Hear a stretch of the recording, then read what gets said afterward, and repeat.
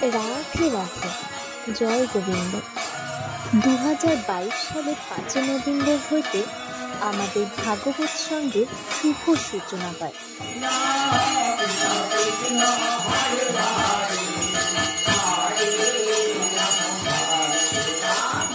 এখানে প্রত্যেক সন্ধ্যা 7টা হইতে ধর্মীয় গান বাজনা ও ভাগবত পাঠ এবং পূজা আরতি অনুষ্ঠিত হয়। এছাড়া প্রত্যেক পূর্ণিমার মধ্যাহ্নে মহাপ্রভুর ভোগ হয়। এই সহিত অনুষ্ঠানে সকল সনাতন ধর্মের ভক্তবৃন্দদের আমাদের ভাগবত সঙ্গে আসার জন্য আমন্ত্রণ রইল। আমাদের ঠিকানা 27 নম্বর ওয়ার্ড, দেবীনগর, রায়গঞ্জ, উত্তর দিনাজপুর। রাধে রাধে।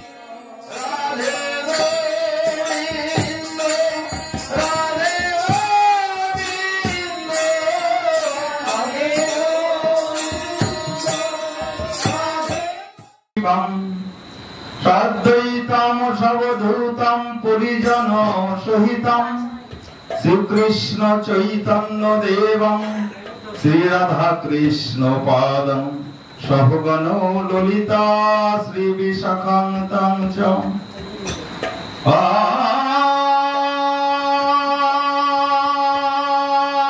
গণত বিরন্দর্চ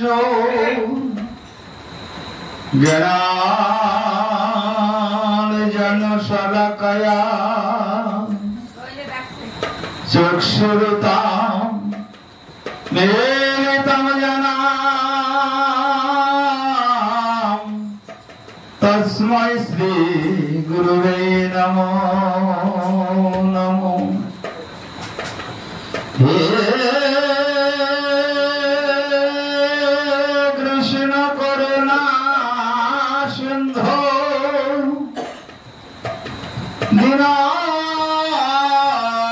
দীনবন্ধু জগৎপতে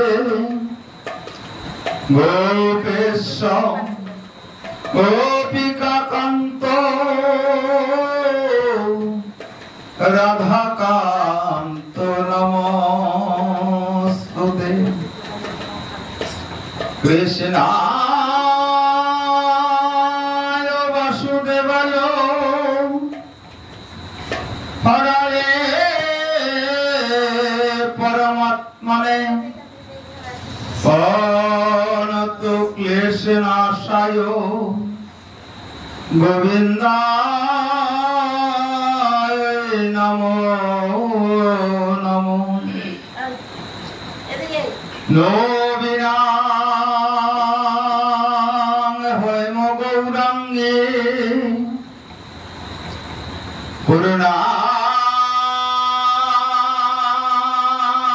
পূর্ণানন্দবতে মিশতে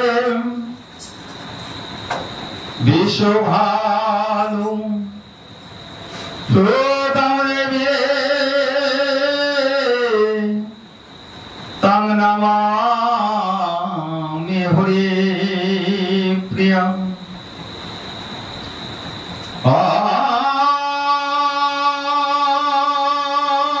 জলম্বিত ভুজ কনকালো বদতয় সংকীর্তন কোপিতর কমলায় অবদত সম্বর দ্বিজবর যুগ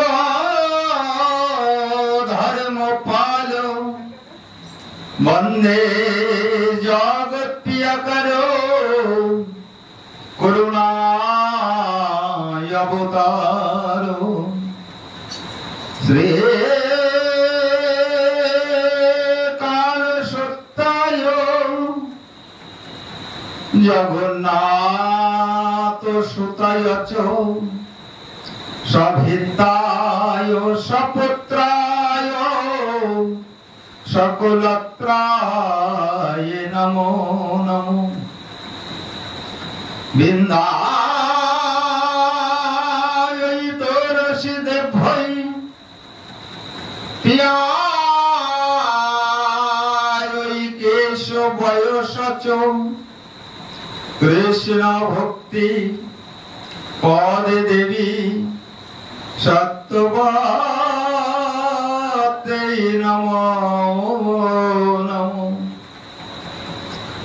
জয় রূপ সনাতন ভট্ট রঘুনাথ শ্রী গোপাল ভট্ট দাস রঘুনাথ।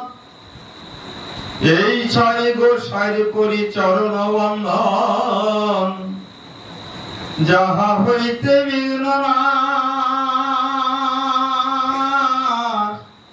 অভীষ্ট পূরণ। বঞ্ছা কল্পতরুভর্ষ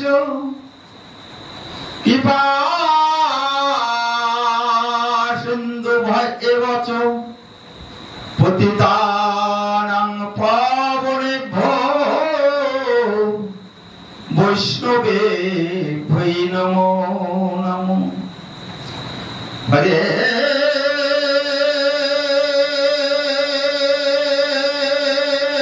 কৃষ্ণ কৃষ্ণ কৃষ্ণ হরে হরে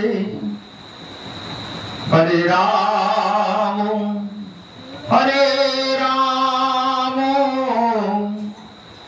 রাম রাম হরে হরে। জয় জয় নিতাই গৌর সীতানাথ প্রেমানন্দে। হরে হরি বল, হরে হরি বল, হরে হরি বল। জয় নিতাই জয় গৌর। গ্রন্থের প্রারম্ভে সকল ভক্ত শ্রোতার চরণে সহস্র কোটি প্রণাম। শাস্ত্রে বললেন মহতের কৃপা বিনে কর্মে ভক্তি নয়, কৃষ্ণ ভক্তি দূরে হোক সংসার না হয় ক্ষয়। তাই সাধুগুরু বৈষ্ণব ভক্ত মন্ডলী এবং যাদের কৃপা বর্ষিত না হলে হরি কথা আস্বাদন করা যাবে না।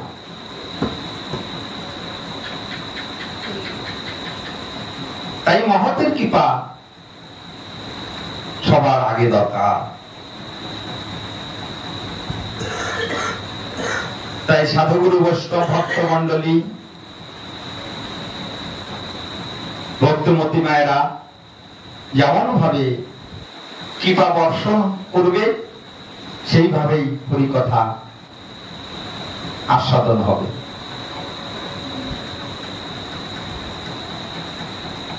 হরি কথা বলবার জন্য অনেক স্বীকৃতির প্রয়োজন, সেই স্বীকৃতি আমার মধ্যে নেই। সাধন ভজন যদি করা যায়, শাস্ত্রে একটি কথা বললেন, কোটি জন্ম করো যদি নাম সংকীর্তন, তবু না মিলিবে বোঝের বোজেন্দ্র নন্দন।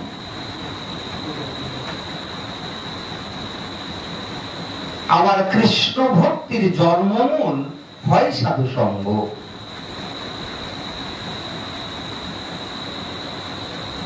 আমি শিক্ষিত হই, পণ্ডিত হই, ধনী হই, মানি হই, কিন্তু যদি ভক্ত সঙ্গ না করি, সাধুর সঙ্গ না করি, তাহলে কৃষ্ণ ভক্তি কোনোদিনই লাভ করা যাবে না। একমাত্র কৃষ্ণ ভক্তি আছে কৃষ্ণ ভক্তের কাছে।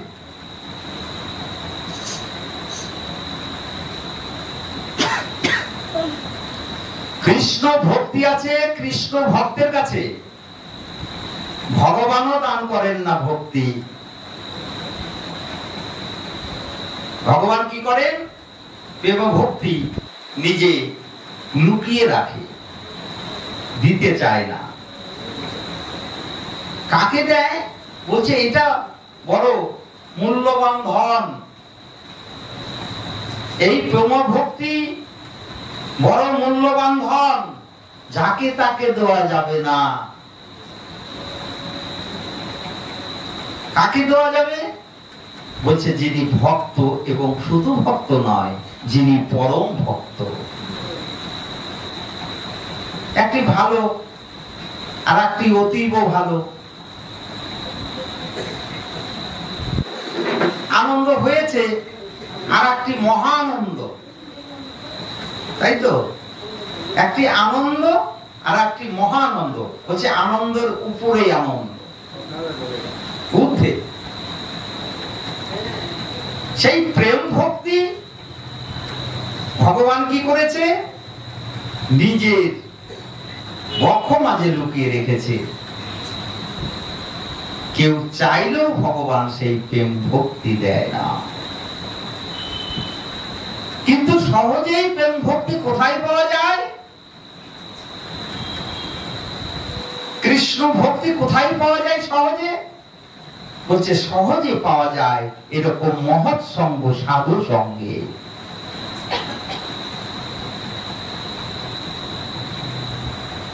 গুরু বৈষ্ণব আগে কৃপা করতে হবে, ভগবান অনেক দূরে।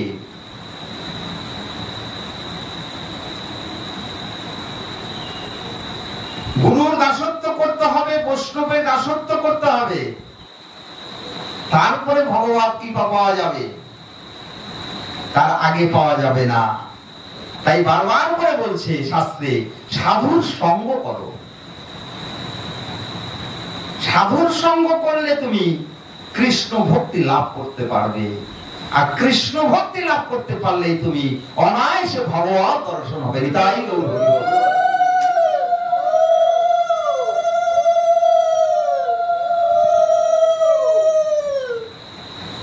আমি পারি, আমি করি, আমি পণ্ডিত, পাণ্ডিত্য থাকবে না। সাধু সঙ্গে আসলে পাণ্ডিত্য থাকবে না, ওটাও একটা অহংকার। আমার মতো কেউ ভালো গাইতে পারে না, আমার মতো কেউ পাঠ করতে পারে না, আমার মতো কেউ কীর্তন করতে পারবে না। এটি আসলো আমি, আমিত্ব। এই আমিত্ব নিয়ে কৃষ্ণ ভক্তি লাভ করা যাবে না। বলো বলো সবে গৌরাঙ্গর গুণ, সরল করিয়া মন। গৌরাঙ্গের গুণের কথা যদি তুমি বলতে চাও, শুনতে চাও, তাহলে তোমাকে প্রথমেই করতে হবে সরল মন। আমরা ভক্তচরিত দিয়ে আস্বাদন করব সরল মনে কিভাবে ভগবত কৃপা হয়।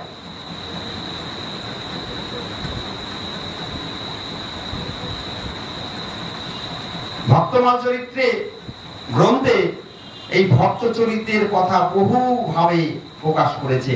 এক একটা ভক্তের তার জীবনে যদি পড়া যায়, তাহলে বোঝা যায় তারা কেমন ধরনের ভজন করেছে। তাই এই কলিযুগে পবন অবতার শ্রীকৃষ্ণ চৈতন্য মহাপ্রভু তিনি সরল। দাপরে কে ছিলেন? দাপরে ছিলেন শ্রীকৃষ্ণ, তিনি কিন্তু সরল ছিলেন না। ছিল সোজা হয়ে দাঁড়িয়ে আছে? সোজা হয়ে দাঁড়িয়ে নেই, ত্রিভঙ্গ ভঙ্গিমা ঠামে তিনি দাঁড়িয়ে আছেন। খেয়াল করে দেখুন, 3 জায়গায় ব্যাখ্যা।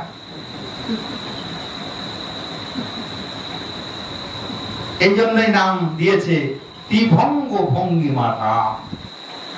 তিনি 3 জায়গায় বেঁকে বেঁকে দাঁড়িয়েছে। বলে না বাঁকাসাম? সোজাসাম কেউ বলে? বলে না, বলে বাঁকাসাম। কেন? তিনি ত্রিভঙ্গ ভঙ্গিমা ঠামে দাঁড়িয়ে আছেন। দাপর যুগে ত্রিভঙ্গ ভঙ্গিমা ঠামে বংশী অধরে নিয়ে তিনি বংশী বাজাচ্ছেন। কিন্তু এই কলিযুগে পবন অবতার শ্রীকৃষ্ণ চৈতন্য মহাপ্রভু আমার, তিনি সোজা। তাকিয়ে দেখুন, ব্যাখ্যা তারা নেই। কোথাও বেকা নেই, সোজা হয়ে দাঁড়িয়েছে। সোজা মানে কি? সরল রেখা। তো সরল রেখার মধ্যে কি টান বেকা করা হয়? হয় না, সরল, একদম সোজা। উনি সোজা হয়ে দাঁড়িয়ে আছে, উনি সরল। এবার সরলের ভজন যদি করতে হয় তাহলে আমাকেও সরল হতে হবে, কিন্তু আমার মধ্যে তো সরলতা নেই, আমার মধ্যে সরলতা নেই, তাই তো আমার গৌর ভজন হচ্ছে না। বলো বলো সবে গৌরাঙ্গের গুণ, সরল করিয়া মন, শরীর তোমার বাঁকা থাক। শরীর দেহটা আমার বাঁকা হলে হতেই পারে, আমার একটি অঙ্গ খারাপ ডিস্টার্ব থাকতেই পারে, সেই খারাপের কথা বলছে না গ্রন্থ। কি বলছে? সরল করিয়া মন, তোমার মনটিকে সরল করো। ভগবান তোমার কাছ থেকে কি নেবে? বলছে তোমার কাছ থেকে এই মনটাই নেবে, দেহটা রেখে দেবে। তুমি যে ভোগের ঘরে গিয়ে ঠাকুরকে ভোগ লাগাচ্ছ, তুমি অনেক দামি পোশাক পরে ভোগ লাগাচ্ছ, ভগবান কিন্তু দামি পোশাকের দিকে তাকাবে না। তুমি ভোগ লাগাচ্ছ, তোমার কোন দিকে চাইবে? তোমার মনের দিকে চাইবে। তুমি কি মনে আমায় সেবা দিচ্ছ, সেই মনটি যদি সরল হয় তাহলেই ভগবান আস্বাদন করে, না হলে করে না। আমি তো ঠাকুরের জন্য রাজভোগ নিয়ে এসছি, তুমি কি দিয়ে দাও ঠাকুর সেবা? বাতাসা। আমি প্রতিদিন রাজভোগ দিই, চোদ্দ দিয়ে আমি ভগবানকে দিই। তুমি কি দিতে পারো? বলছে তোমার ওই ভোগ গ্রহণ করবেন না। আপত্তি কোথায়? আমি যে ভগবানকে ভোগ দেব, আমি ভোগ দিলাম, তুমি কৃপা করে গ্রহণ করো। এই যে স্মরণ, আমি ভোগ নিবেদন করছি, আমি কখন ভোগ নিবেদন করছি, ভগবান সহজে নেবে না। ভাবটি ধরো, কে ভোগ নিবেদন করে, কে পরিবেশন করছে।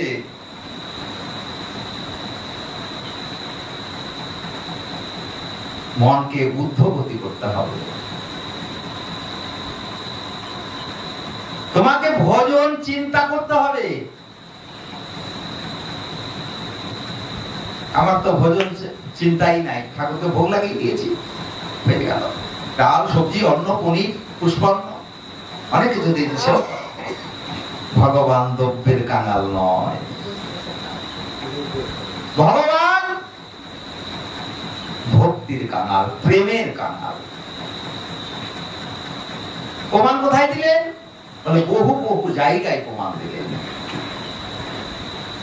দুর্যোধনের রাজভোগ পরিত্যাগ করে বিদুরের ঘরে কলার খোসা আস্বাদন করল, সেবা করল। ভগবান গিয়ে যখন ঢুকেছে বিদুরের ঘরে, বিদুরের স্ত্রী ভগবানকে দেখে আত্মহারা। যাকে লাভ করলে, যাকে দর্শন করলে আর কিছু চাওয়া পাওয়ার ভাষা থাকে না, তিনি আমার ভগবান শ্রীকৃষ্ণ। রাজভোগ পরিত্যাগ করে বিদুরের গৃহে যখন গেলেন, বিদুরের স্ত্রী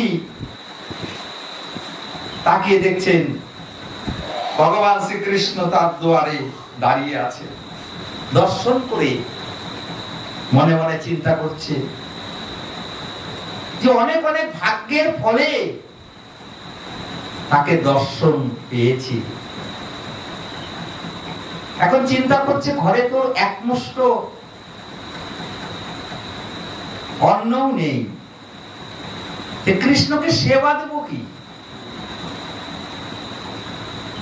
তাকে দেবার মতো আমার গৃহে কিছুই নেই, কিন্তু সেবা দেবো কি?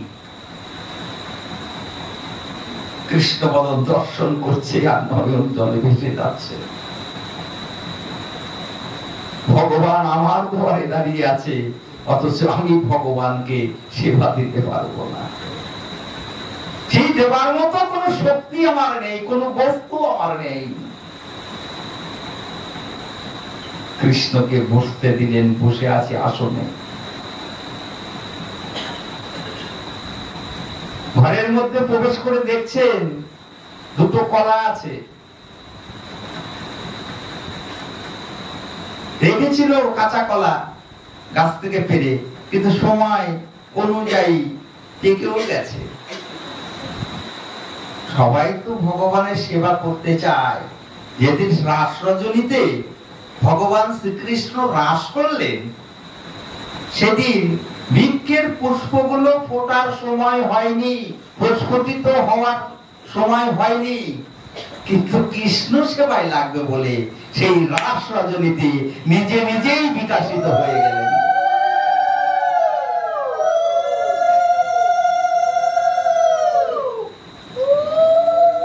বলে সময় হয়নি, সময় করিয়ে নিচ্ছে। কেন?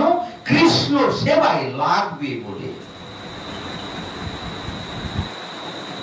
বৃন্দাবনের তরুলতা তারাও জানে কৃষ্ণ কথা। সবাই কৃষ্ণকে ভজন করতে পারে। পশু পাখি, গাছপালা, কীট পতঙ্গ সবাই কৃষ্ণ ভজন জানে। জানে না আমার মতো জীব।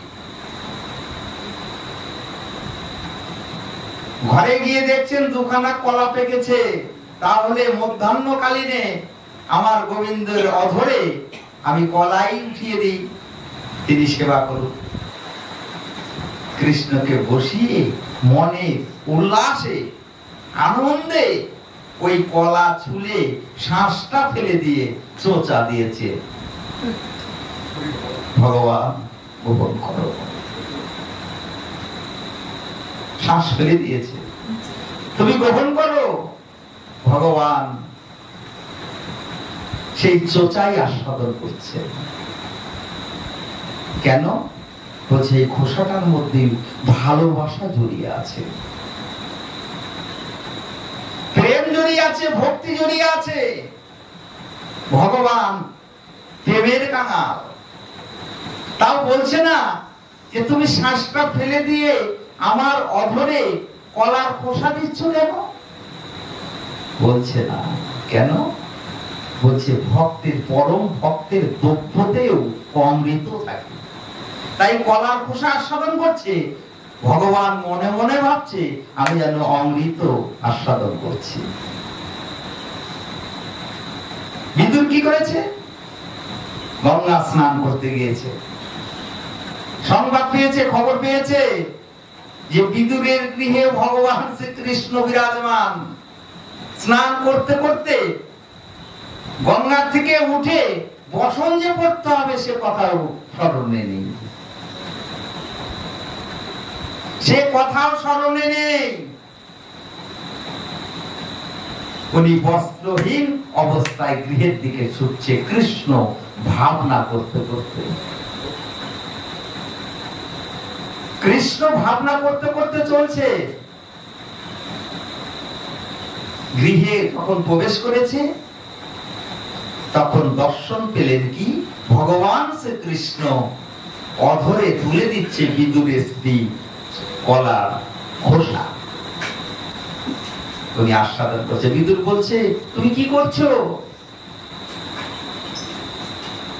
কৃষ্ণের অধরে তুমি শ্বাস ফেলে দিয়ে অধরে খোসা তুলে দিচ্ছ।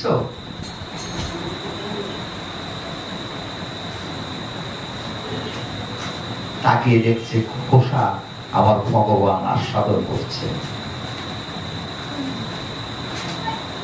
বিদুরের স্ত্রী তখন তাকিয়ে দেখছে কলা চোচা আস্বাদন করছে ভগবান। বিদুরের স্ত্রী বিদুরের দিকে তাকিয়ে বলছে আমি তো ভগবানকে কলার খোসা আস্বাদন করাচ্ছি, তুমি কি করেছো?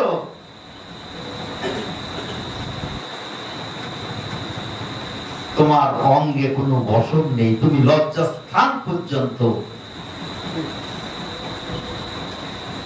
আবৃত্তি করনি। তখন স্মরণ এসেছে বিদুর বসনই পড়েনি। যখনই শুনেছে কৃষ্ণ তার গৃহে বিরাজমান, তৎক্ষণাৎ সেখান থেকে তাড়াতাড়ি করে চলে আসে। বসন পড়লেই কি না পড়লে কি, আমার গোবিন্দ তো বদন দর্শন হবে।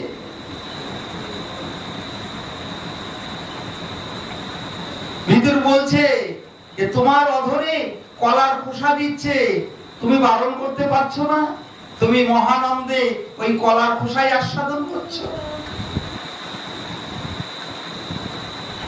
বলছে এটা খোসা নয়,